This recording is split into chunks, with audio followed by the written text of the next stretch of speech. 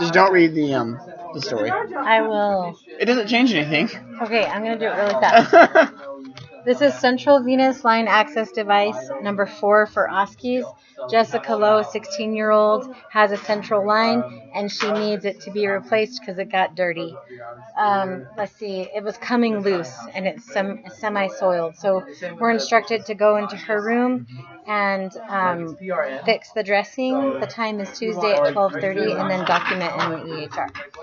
So we're going to go ahead and look at the manufacturer instructions on the care that we're supposed to do for this type of central line, and we did that. And now we're going to gather our supplies, and the supplies is just this kit. It's got a sterile pad, 2 masks, sterile gloves. It has a stabilization medicated disc, and it has the hydrochloric whatever cleaner, and then it has alcohol swabs and a little dish, and I think that's it. Anyway, so that's what we're going to go ahead and get, and then we're going to go ahead and enter her room. So knock knock. Hi Jessica, my name is Lee Short. I'm going to be your nurse today. Can you verify your name and date of birth for me?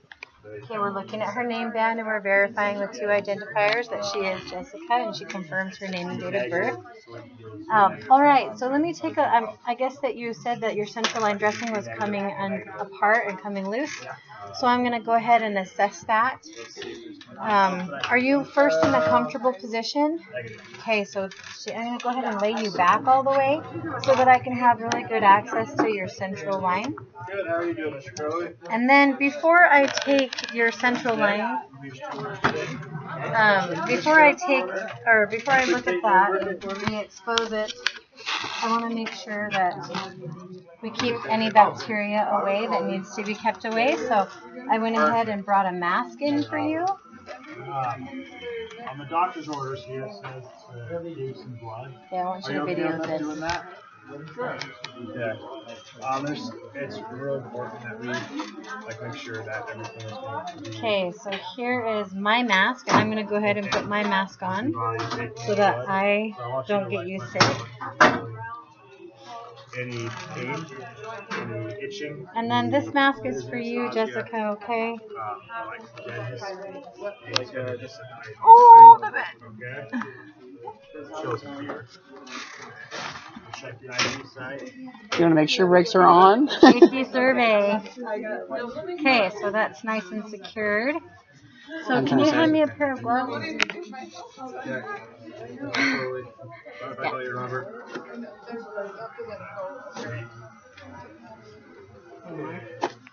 Okay, Jessica, before I pull this dressing off, I just need you to turn your head away from the site.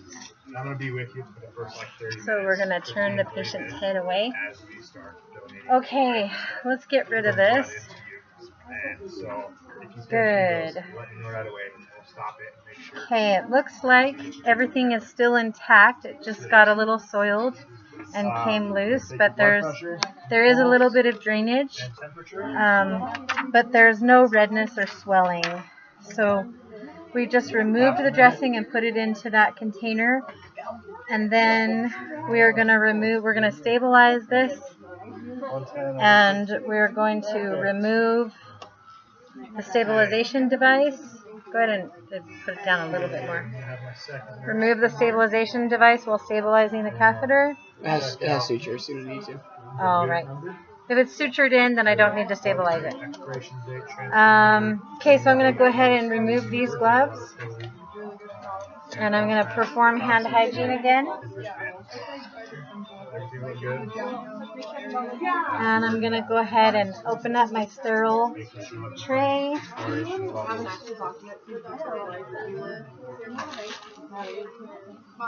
You always do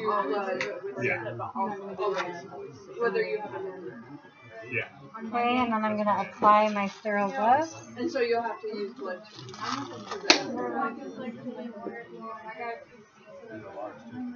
Okay. Well, we'll get everything rolling here. Yeah. Yeah, I've never heard of I'll fix that one later. It's called blood feeding. Yes, I'm Yeah. also a trainer. I have a lot of things. Okay, so this is sterile. I'm going to go ahead and get the chlorhexidine, and I would snap it, and then I'm going to go horizontal and vertical, tilt it downward, horizontal and vertical, horizontal, vertical, horizontal, vertical, horizontal, vertical, for 30 seconds, starting at the inside and moving my way out. And then I'm going to go ahead and clean the tubing. So tubing is clean, and then I'm going to dispose of that here. This hand is no longer sterile. This hand still is sterile. So then I'm going to apply skin protectant. There is none in this kit, but if she needed it, I would go ahead and apply a barrier for skin protectant. And then I'm going to go ahead and insert the stabilization device. That's right here. We would use the clean one. And when I insert that, I'm going to insert it towards the patient's shoulder. So that's now in place. And then at this point, I don't need to be sterile anymore, and I can go ahead and rip my tape. Well, I guess I probably would rip, I probably would rip my tape while I was still sterile and have a piece there ready to go. Why do you need tape? I don't know, because some instructors say you do, and others are. But in this scenario, it's sutured. Oh. Yeah, so you won't need tape. Okay, then I don't need tape. So bag that tape thing. So then what I'm going to do is get the, is it called the Tegaderm? Yeah, Tegaderm. I'm going to get the Tegaderm, and I'm going to place it on the patient. And then I am going to write my name and the date on the dressing so we know when it was done. And then I'm going to go ahead and discard my gloves and discard my mask, and you can move it up a little bit, and the patient's mask, and document in the EHR and be done. Thanks for letting me help you today. Here's the call light. Put the bed down to the lowest setting.